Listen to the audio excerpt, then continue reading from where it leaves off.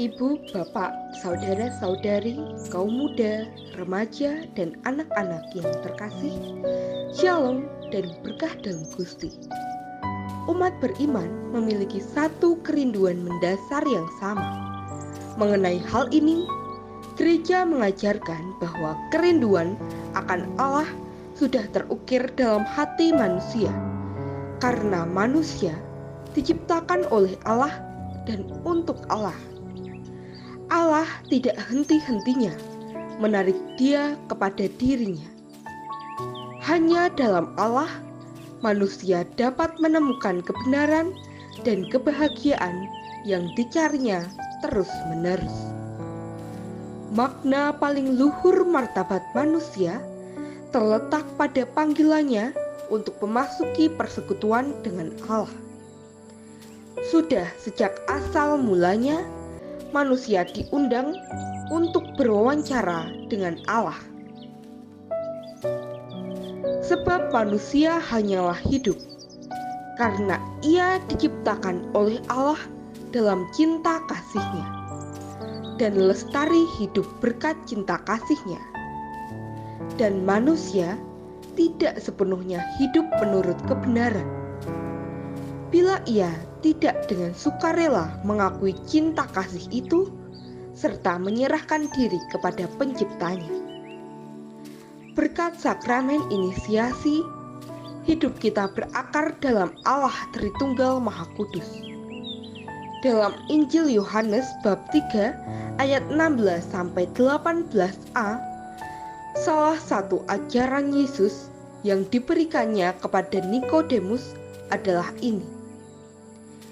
Karena begitu besar kasih Allah akan dunia ini, sehingga ia mengaruniakan anaknya yang tunggal, supaya setiap orang yang percaya kepadanya tidak binasa, melainkan beroleh hidup yang kekal. Sebab Allah mengutus anaknya ke dalam dunia, bukan untuk menghakimi dunia, melainkan untuk menyelamatkan dunia. Melainkan untuk menyelamatkannya oleh Dia. Barang siapa percaya kepadanya, ia tidak akan dihukum. Oleh karena itu, setiap pribadi yang telah menerima sakramen inisiasi menerima kepenuhan hidup ilahi dengan segala kekuatannya. Kepenuhan akan berkat sakramen inisiasi, hidup kita terangkat dalam Allah Tritunggal Maha Kudus. Dalam Injil Yohanes bab 3 ayat 16-18a, salah satu ajaran Tuhan Yesus Kristus yang diberikannya kepada Nikodemus adalah ini. Karena begitu besar kasih Allah akan dunia ini, sehingga ia mengaruniakan anaknya yang tunggal, supaya setiap orang yang percaya kepadanya tidak binasa, melainkan beroleh hidup yang kekal. Sebab Allah mengutus anaknya ke dalam dunia bukan untuk menghakimi dunia, melainkan untuk menyelamatkannya oleh Dia. Barang siapa percaya kepadanya, ia tidak akan dihukum.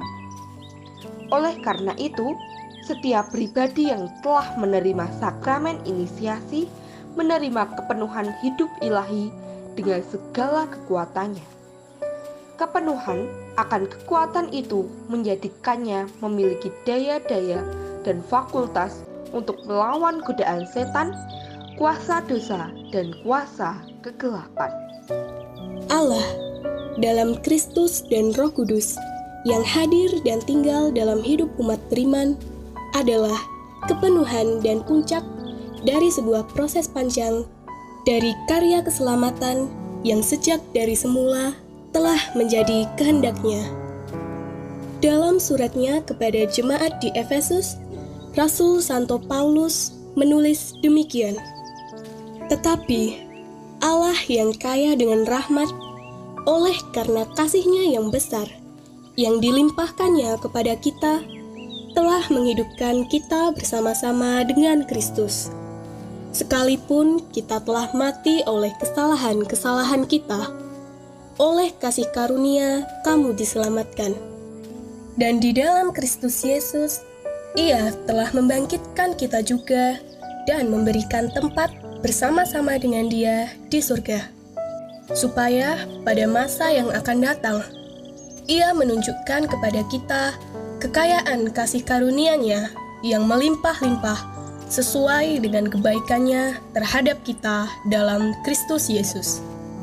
Sebab, karena kasih karunia, kamu diselamatkan oleh iman.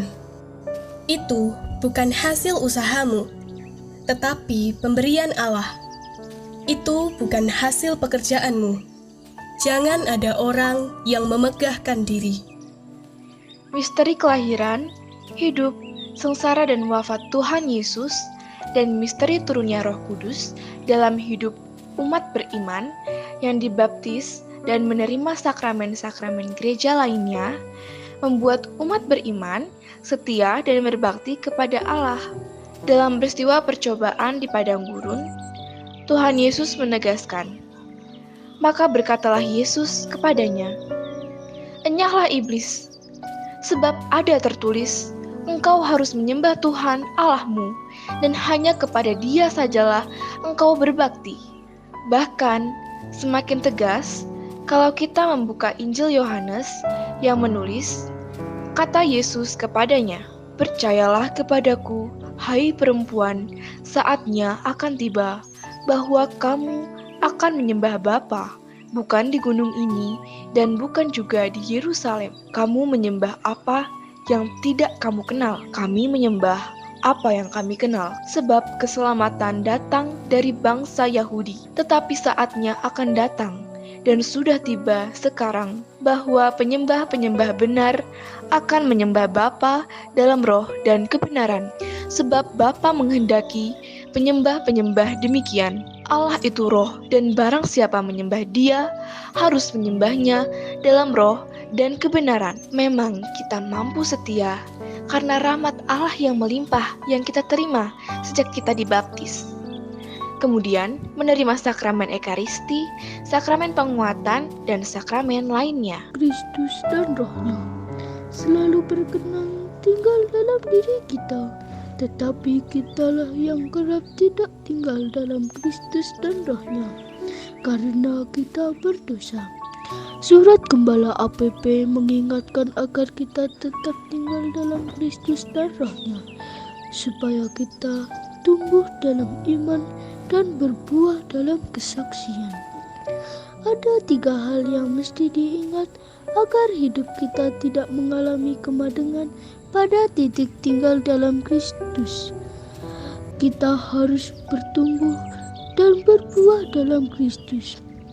Oleh karena adalah 3 hal yang penting, yakni pertobatan dan kasih serta pengutusan untuk memberitakan Injil. Ini adalah salah satu langkah awal yang dipilih Tuhan Yesus ketika Dia memulai karya publik atau masuk ke gelanggang karya belas kasih cinta kasih. Untuk memenuhi kehendak Bapa, Tuhan Yesus meresmikan atau mempublikasikan kepada publik tentang kerajaan surga di dunia. Langkah awal yang ditempuh ini merupakan undangan juga, yakni undangan untuk ikut serta menghayati hidup ilahi, di samping merupakan bagian hakiki dan publikasi tentang kerajaan Allah. Undangan ini ditunjukkan agar semakin banyak orang mengenal Kristus, yang adalah benih serta awal kerajaan Allah di dunia dan Injilnya. Keberanian ini menyangkal yang jahat dan memperoleh keselamatan yang adalah pengampunan dosa dan anugerah hidup baru. Pertobatan berdasar dan pertama kali adalah sakramen pembaptisan. Selanjutnya, karya-karya Roh Kudus beserta 7 karunia yang ada di dalamnya akan membawa seseorang kepada pertobatan yang menghasilkan pembenaran. Manusia digerakkan oleh rahmat Roh Kudus untuk mengarahkan diri kepada Allah dan menjauhkan dari dosa, sehingga ia menerima pengampunan dan pemberanian diri atas dari Allah sendiri. Konsili Trento memberikan penegasan bahwa pembenaran itu sendiri yang bukan hanya pengampunan dosa, melainkan juga pengudusan dan pembaharuan batin manusia. Seruan Tuhan Yesus ini mengarahkan setiap orang kepada pertobatan dan penyesalan, bukan pertama-tama dengan karya yang kelihatan, melainkan pertobatan hati, pertobatan batin. Tanpa pertobatan batin, pertobatan dalam karya yang mengambil bentuk puasa dan mati raga akan tanpa hasil dan tidak jujur. Pertobatan batin mendesak agar menyatakan sikap ini dalam tanda-tanda yang kelihatan dalam kegiatan dan karya pertobatan. Tuhan Yesus menyerukan pertobatan hati ini yang dinyatakan dalam kesediaan untuk berdamai dengan sesama dan saudara, mencintai musuh, dan berdoa untuk penghambat kita. Berdoa dalam keheningan, tidak mengobrol atau mengucapkan banyak kata dalam hidup. Mengampuni dengan segenap hati, memiliki hati yang murni, dan mencari kerajaan Allah. Pertobatan ini sepenuhnya diarahkan kepada Bapa karena kita mendekati Bapa serta tinggal bersama dengannya. Apakah yang diajarkan oleh gereja tentang pertobatan atau tobat batin? Tobat batin adalah kesediaan untuk menata baru seluruh kehidupan satu langkah lebih baik. Hal ini adalah relasinya dengan Allah, sehingga harus diarahkan kepada Allah dengan segenap hati, pelepasan dosa, berpaling dari yang jahat yang dihubungkan dengan keenggaan terhadap perbuatan jahat yang telah dilakukannya. Dengan demikian, sekaligus terkandung hasrat berupa kerinduan dan keputusan untuk mengubah hidup serta harapan atau belas kasihan ilahi dan bantuan rahmatnya. Pertobatan jiwa ini diiringi dengan kesediaan yang menyelamatkan dan kepulihan hati yang menyembuhkan. Bapak-bapak gereja menggunakan istilah bentuk-bentuknya adalah puasa, doa, memberi sedekah, atau bantuan bagi orang miskin, upaya-upaya berdamai dengan sesama, air mata pertobatan, dan pembelaan hukum dan keadilan, pengakuan kesalahan sendiri, pemeriksaan cara hidup sendiri, pemeriksaan batin, bimbingan rohani, penerimaan sengsara, ketabahan dalam penghambatan demi keadilan, memikul salibnya dan mengikuti Kristus. Pertobatan terjadi dalam kehidupan sehari-hari dalam aktivitas konkret. Tuhan Yesus mendapati bahwa hati manusia itu lamban dan keras. Oleh karena itu, Ia rindu dan harus memberi satu hati yang baru kepada manusia, yakni hatinya sendiri. Oleh karena itu, pertobatan adalah karya rahmat Allah. Ia berkehendak dan membimbing manusia untuk membalikan hati kembali kepadanya. Setiap umat beriman akan mendapat kekuatan baru dari Allah sendiri untuk memulai hal-hal yang baru dalam hidupnya. Kekuatan dan rahmat Allah ini membuat seseorang beriman menemukan kebesaran dan cinta Allah. Ia akan diguncangkan oleh kejijikan akan dosa dan oleh beban yang disebabkan dosa. Ia mulai merasa takut untuk mempermalukan Allah dengan dosa, dan dengan demikian ia mulai merasa takut untuk mempermalukan Allah dengan dosa, dan dengan demikian dipisahkan darinya. Hati manusia bertobat apabila ia melihat kepada Dia yang ditembusi dosa-dosa kita. Santo Ambrosius mengatakan tentang dua macam pertobatan. Di dalam gereja ada air dan air mata. Air pembaptisan dan air mata pertobatan. Sementara itu, Santo Clemens dari Roma mengatakan, marilah kita memandang darah Kristus dan mengakui betapa bernilai itu untuk Bapaknya, karena dicurahkan demi keselamatan kita. Ia membawa rahmat pertobatan untuk seluruh dunia. Hal ini berarti bahwa seruan Tuhan Yesus untuk bertobat masih aktual hingga zaman sekarang dan konkretinya. Misi ini dijalankan oleh gereja. Gereja merangkum anggota-anggotanya yang berdosa dalam pangkuannya sendiri. Gereja perlu selalu menyucikan dirinya dan sekaligus dibersihkan serta terus-menerus menjalankan pertobatan dan pembaharuan.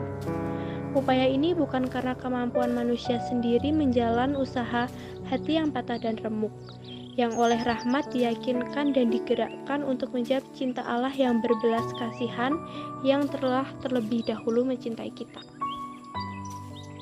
Kasih kepada Allah dan sesama. Tuhan Yesus melalui misteri inkarnasi menampung cinta Bapanya terhadap manusia dalam hati manusiawinya sendiri. Ia menunjukkan cintanya kepada mereka sampai kepada kesudahannya. Karena tidak ada kasih yang lebih besar daripada kasih seorang yang memberikan nyawanya untuk sahabat-sahabatnya. Karena Tuhan mengasihi murid-muridnya, Ia mengasihi mereka sampai kesudahannya. Karena Yesus tahu bahwa saatnya telah tiba untuk beralih dari dunia ini dan kembali kepada Bapa. Maka pada waktu makan, Ia membasuh kaki murid-muridnya dan memberi kepada mereka perintah cinta kasih, untuk meninggalkan bagi mereka suatu jaminan cinta kasih ini, dan mengundang mereka mengambil bagian dalam Paskahnya. Ia menetapkan Ekaristi sebagai kenangan akan kematian dan kebangkitannya, dan menugaskan rasul-rasulnya. Waktu itu Ia tabiskan sebagai imam-imam perjanjian baru untuk merayakannya sampai Ia datang kembali. Dengan demikian, dalam kesengsaraan dan kematiannya, kodrat manusiawinya menjadi alat yang sukarela dan sempurna dari cinta ilahinya yang menghendaki keselamatan manusia.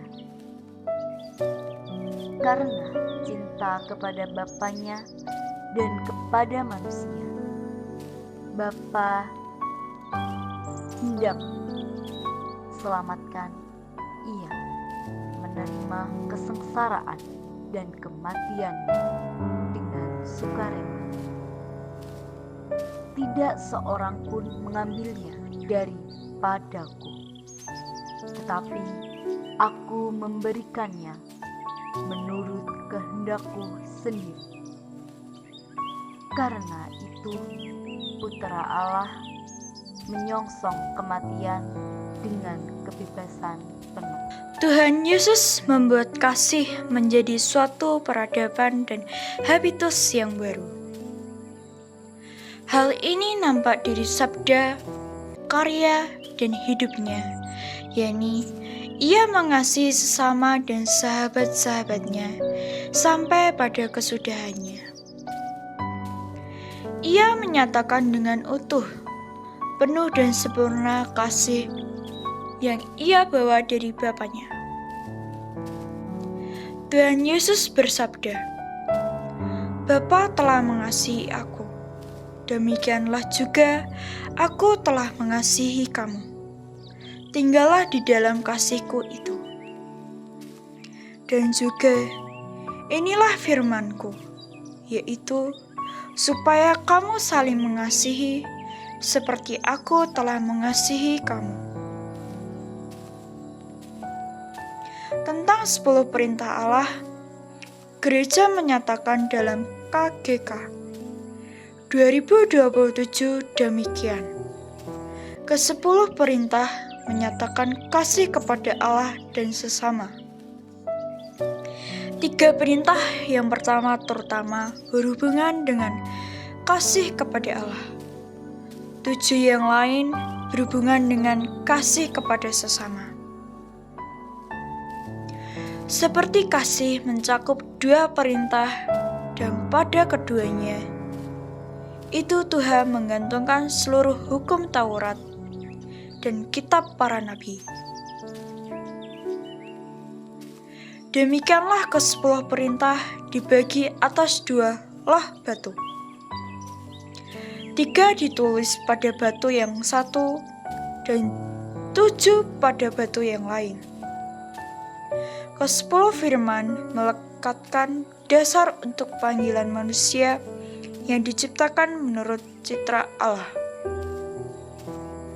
Mereka melarang apa yang melanggar kasih kepada Allah dan kepada sesama, dan memerintahkan apa yang hakiki untuknya. Dekalog adalah sinar bagi hati nurani tiap manusia untuk menunjukkan kepadanya panggilan dan jalan-jalan Allah dan melindunginya dari yang jahat. Tuhan Yesus memilih mengambil sengsara dan wafat karena Ia begitu mengasihi umat manusia. Maka Ia mengajak kita untuk berjuang membangun peradaban baru, yakni mengasihi sesama manusia dan bahkan mengasihi musuh-musuh menurut teladannya, serta menghadirkan diri sebagai sesama bagi orang-orang yang terasing atau berkesusahan, mengasihi kaum miskin dan tersingkir, serta mengasihi anak-anak. Rasul Santo Paulus memberikan gambaran yang unik dan khas mengenai kasih dalam 1 Korintus bab 13 ayat 4-7. Kasih itu sabar, kasih itu murah hati, ia tidak cemburu, ia tidak memegahkan diri dan tidak sombong, ia tidak melakukan yang tidak sopan dan tidak mencari keuntungan diri sendiri. Ia tidak pemarah dan tidak menyimpan kesalahan orang lain. Ia tidak bersuka cita karena ketidakadilan, tetapi karena kebenaran. Ia menutupi segala sesuatu, percaya segala sesuatu, mengharapkan segala sesuatu, sabar menanggung segala sesuatu. Tidak cukup di situ. Sebelumnya ia malahan mengatakan bahwa, tetapi jika aku tidak mempunyai kasih, aku sama sekali tidak berguna.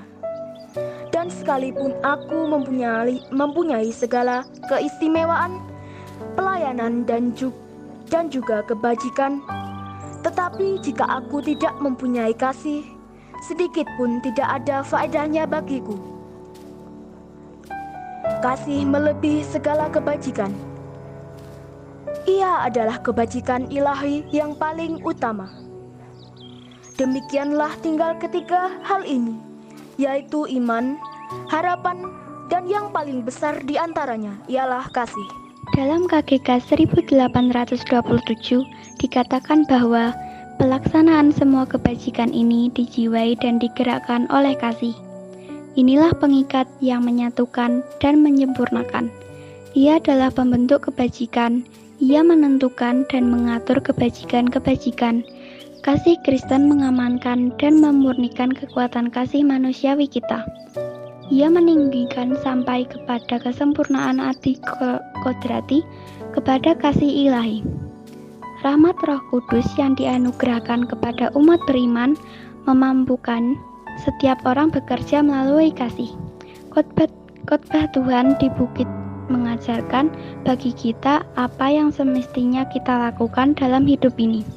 Santo Agustinus berpendapat bahwa siapa yang hendak merenungkan dengan khidmat dan dengan cerdas tentang khotbah Tuhan kita sampaikan di atas bukit seperti yang kita baca dalam Injil Matius, tentu akan menemukan di dalamnya hukum dasar kehidupan Kristen secara sempurna.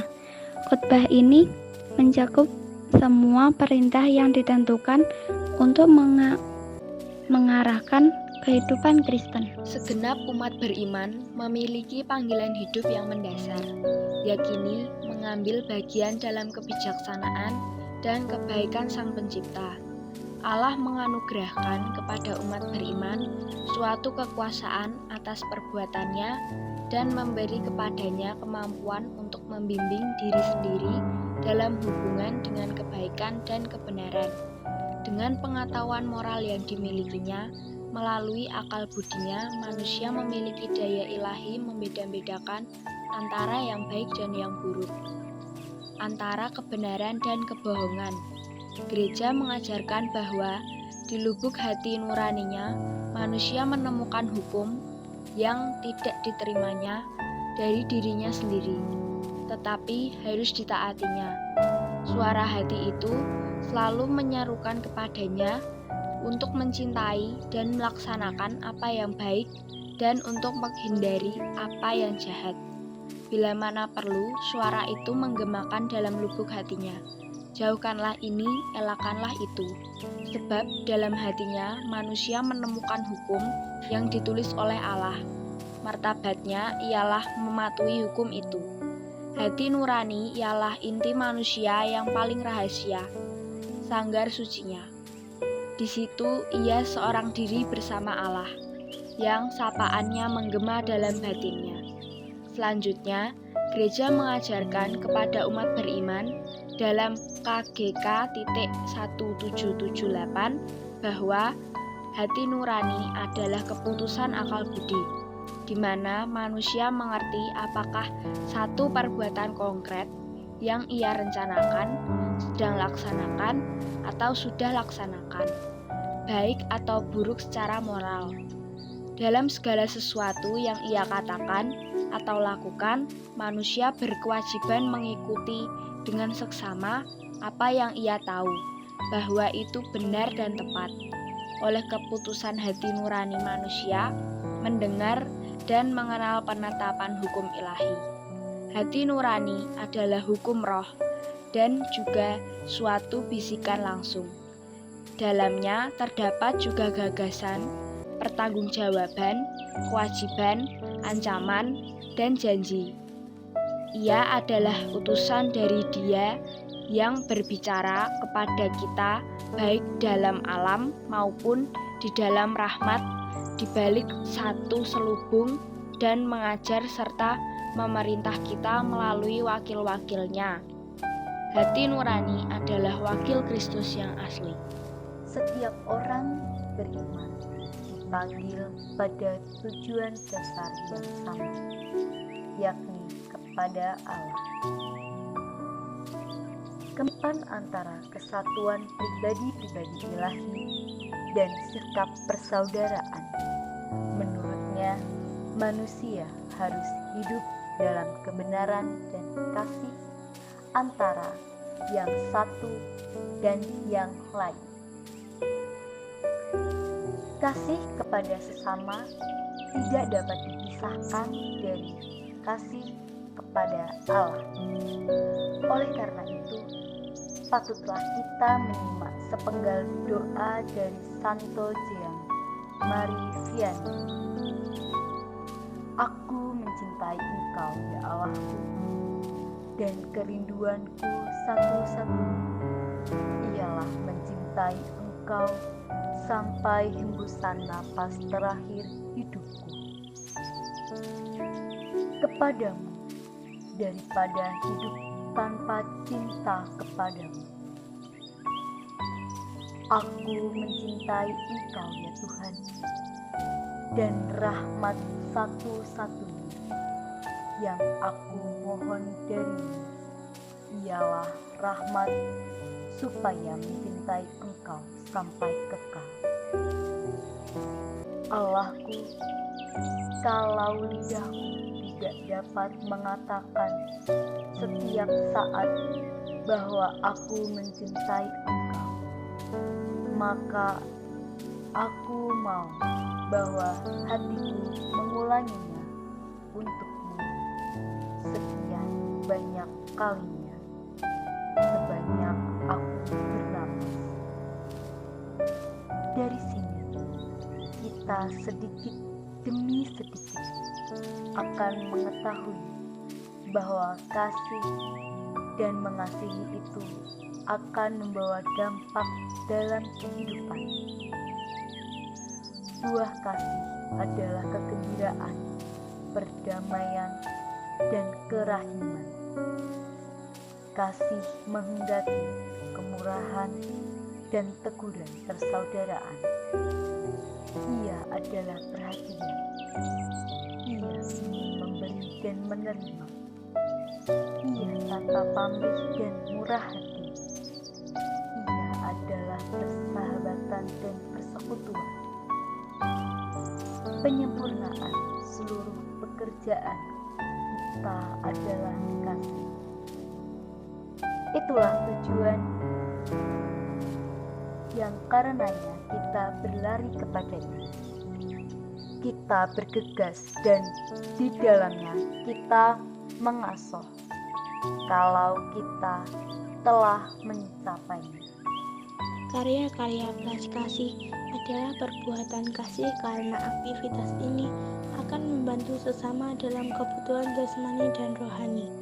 KGK 2447 menyebutkan beberapa bentuk karya belas kasihan, yaitu mengajar, memberi nasihat, menghibur, membesarkan hati, mengampuni dan menanggung dengan sabar, memberi makan kepada yang lapar, memberi tumpangan kepada tunawisma, mengenakan pakaian kepada yang telanjang, mengunjungi orang miskin dan orang tahanan, dan menguburkan orang mati, memberi dharma kepada orang miskin, dan perbuatan keadilan yang berkenan kepada Allah.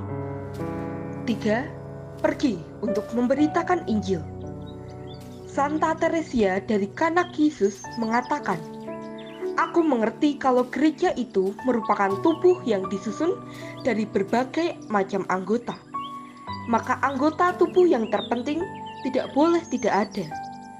Aku mengerti bahwa ia harus mempunyai hati yang membara karena cinta.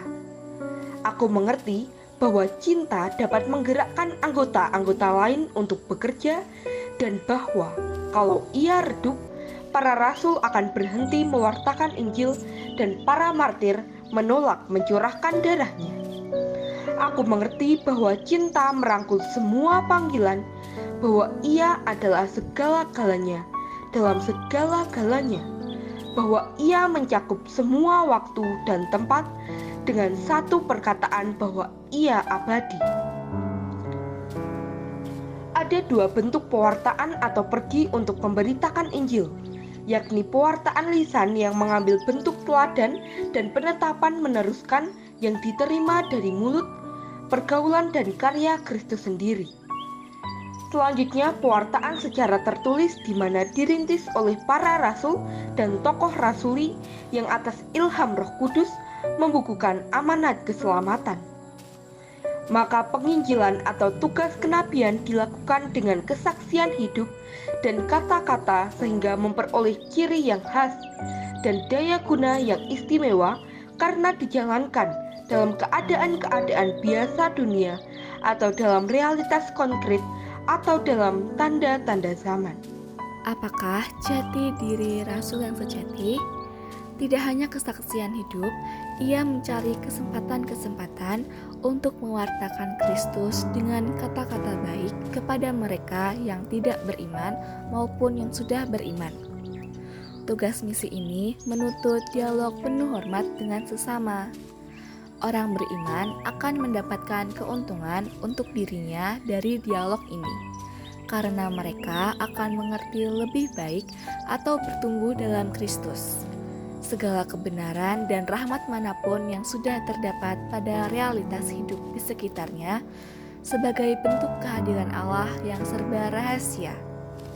Apabila dialog dengan mereka yang belum mengenal Injil dan Allah, seorang rasul sejati akan melakukannya untuk menguatkan, melengkapi, dan meningkatkan yang benar dan yang baik yang telah disebarkan oleh Tuhan, dan agar semakin banyak orang yang dibersihkan dari kekeliruan dan kejahatan demi kemuliaan Allah, untuk mempermalukan setan dan demi kebahagiaan manusia. Ada lagu yang dicipta oleh Komisi Karya Misioner Keuskupan Agung Semarang. Lagu ini berjudul Aku Berkah Kanggo Kowe. Lirik dan lagunya dibuat oleh Romo Yusuf Nugroho Tri Sumartono PR.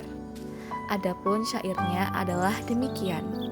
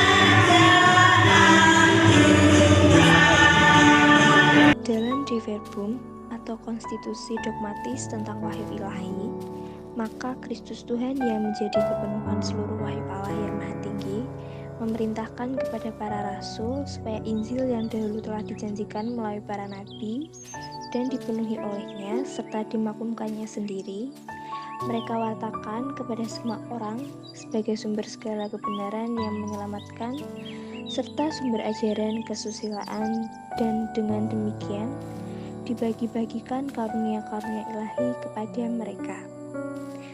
Ada hal yang menarik disimak dalam KGK 860 yang isinya adalah sebagai berikut. Dalam tugas para rasul, ada satu bagian yang tidak dapat diserahkan. Tugas sebagai saksi-saksi terpilih kebangkitan Tuhan dan dasar gereja. Tetapi di dalamnya juga terletak sekaligus satu tugas yang dapat diserahkan. Kristus menjanjikan kepada mereka bahwa Ia akan tinggal bersama mereka sampai akhir zaman. Karena itu, perutusan ilahi yang dipercayakan Kristus kepada para rasul itu akan berlangsung sampai akhir zaman. Sebab Injil yang harus mereka wartakan bagi gereja merupakan asas seluruh kehidupan untuk selamanya. Maka dari itu dalam himpunan yang tersusun secara hierarkis itu, para rasul telah berusaha mengangkat para pengganti mereka. Para rasul yang dipenuhi Roh Kudus diutus bukan hanya mewartakan Injil kepada segala makhluk, memberitakan tentang wafat dan kebangkitan Sang Putra Allah yang telah membebaskan kita dari kuasa setan dan maut, serta memindahkan kita ke dalam kerajaan Bapa. Mereka juga diutus untuk mewujudkan karya keselamatan yang mereka wartakan melalui kurban dan sakramen-sakramen sebagai pusat seluruh hidup liturgis. Dengan demikian, Gereja Kristus sungguh hadir dalam semua jemaat beriman setempat yang mematuhi para gembala mereka dan dalam perjanjian baru disebut gereja. Di situ, umat beriman berhimpun karena pewartaan Injil Kristus dan dirayakan misteri perjamuan Tuhan di jemaat-jemaat itu, meskipun sering hanya kecil atau miskin dan tinggal tersebar di belah Kristus. Dan berkat kekuatannya terhimpunlah gereja yang satu, kudus, katolik, dan apostolik. Amanat misi gereja adalah kepada para bangsa. Gereja diutus oleh Allah untuk menjadi sakramen universal keselamatan. Untuk memenuhi tuntutan-tuntutan hakiki sifat katoliknya, menaati perintahnya, pendirinya, gereja sungguh-sungguh berusaha mewartakan Injil kepada semua orang. Oleh karena itu, KGK 888 mencatat bersama para imam, rekan sekerjanya, para uskup mempunyai tugas utama mewartakan Injil Allah kepada semua orang, seperti yang diperintahkan Tuhan. BDK Markus 16 ayat 15, mereka adalah pewarta, imam yang mengantarkan murid-murid baru kepada Kristus dan mereka mengajar yang otentik atau mengembang kewibawaan Kristus. Berkaitan dengan kaum awam, KGK 900 mencatat bahwa kaum awam seperti juga semua umat beriman telah menerima dari Allah tugas kerasulan berkat pembaptisan dan penguatan. Karena itu mereka mempunyai hak dan kewajiban baik sendiri-sendiri maupun dalam persekutuan dengan orang lain untuk berusaha supaya semua manusia di seluruh dunia mengenal dan menerima berita keselamatan ilahi. Kewajiban ini lebih mendesak lagi apabila orang bertentu melalui mereka dapat menerima Injil dan mengenal Kristus. Dalam persekutuan gerejani, kegiatan mereka sekian penting sehingga kerasulan pastor sehingga tidak dapat berkembang sepenuhnya tanpa mereka. Kesetiaan umat yang dibaptis adalah satu prasyarat yang menentukan untuk pewartaan Injil dan untuk perustusan gereja di dunia, supaya berita keselamatan dapat menunjukkan kepada manusia kekuatan kebenaran dan kekuatan sinarnya. Ia harus disahkan oleh kesaksian hidup orang Kristen, kesaksian hidup Kristiani sendiri, beserta amal baik yang dijalankan dengan semangat adik hati, mempunyai daya kekuatan untuk menarik orang-orang kepada iman dan kepada Allah. sebab segenap umat Kristiani dimanapun mereka hidup melalui teladan hidup serta kesaksian lisan, mereka wajib menampilkan manusia baru yang telah mereka kenakan ketika dibaptis maupun kekuatan Roh Kudus yang telah meneguhkan mereka melalui sakramen Krisma.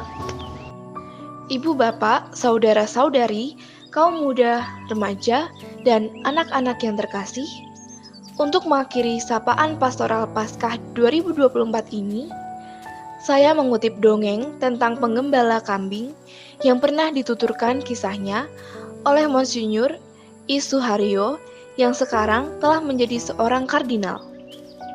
Isi dongeng itu kurang lebih demikian. Suatu hari, ada seorang dari kota yang jalan-jalan ke desa. Dia kagum ketika melihat seorang gembala menggembalakan kambingnya yang begitu ia kagumi. Maka dia mendekati gembala itu dan bertanya, "Kawan, saya tertarik sekali dengan kambing-kambing Anda ini. Bolehkah saya mengajukan 1-2 pertanyaan?" "Oh, silahkan," kata gembala itu. Orang kota itu bertanya, "Kawan, kambing-kambing Anda ini gemuk-gemuk. Berapa banyak makanan yang Anda berikan kepada kambing-kambing Anda?" Si penggembala bertanya karena kambingnya 2 macam, putih dan hitam. "Yang mana?" "Yang putih. Kambing yang putih ini saya beri makan setengah keranjang 2 kali setiap hari. Yang hitam saya beri makan 1 keranjang setiap hari." Orang kota itu sudah mulai heran. Kok jawabannya seperti itu? Pertanyaan kedua diajukan. "Kawan, kambing-kambing Anda ini kelihatan sangat sehat semuanya. Berapa sering Anda membawanya ke padang rumput di bawah matahari?" Gembalanya bertanya lagi, "Yang mana? Yang putih atau yang hitam?" "Yang putih." "Oh, yang putih itu saya bawa ke padang rumput 7 hari sekali." "Lah, yang hitam?" "Yang hitam saya bawa ke padang rumput 1 minggu sekali." Tambah heranlah dia, bertanya lagi, "Kawan, bulu domba-domba, bulu kambing Anda ini tebal-tebal, sangat bagus. Berapa sering Anda mencukur kambing Anda ini?" Ditanya lagi, "Yang mana? Yang putih atau yang hitam?" "Oh, yang putih. Yang putih saya cukur setengah tahun sekali." "Yang hitam?" "Yang hitam saya cukur 6 bulan sekali." Tambah bingung yang bertanya itu. Lalu, dia mengajukan pertanyaan terakhir. "Kawan, Anda selalu berbeda-bedakan yang putih dan yang hitam. Jadi, sebetulnya kambing-kambing ini milik siapa?" Gembalanya bertanya lagi, "Yang mana? Yang putih atau yang hitam?" Dijawab, "Yang putih. Yang putih itu milik saya. Yang hitam itu kepunyaan saya." Semoga Paskah 2024 merupakan kesempatan bagi kita untuk mewujudkan kebaikan bersama sebagai umat Allah dengan semakin bertumbuhnya iman dan harapan serta kasih kita kepada Tuhan. Semoga persaudaraan sejati dan persaudaraan dalam keberagaman semakin menjadi tanda nyata akan kehadiran kerajaan Allah, di mana kita berperan di dalamnya. Semoga kita mengungkapkan syukur kita atas karya-karya cinta kasih dan belas kasih Tuhan dengan kesetiaan mengikutinya sampai akhir zaman. Marilah kita senantiasa teguh berdiri dan kokoh, tinggal dalam Kristus, bertumbuh dalam iman, dan berbuah dalam kesaksian hidup. Selamat Paskah, Tuhan memberkati dan melindungi, Bapa dan Putra dan Roh Kudus. Amin. Shalom dan berkah dalam Gusti. Bedono 17 Maret 2024, Minggu Prapaskah yang kelima. Salam doa dan kasih.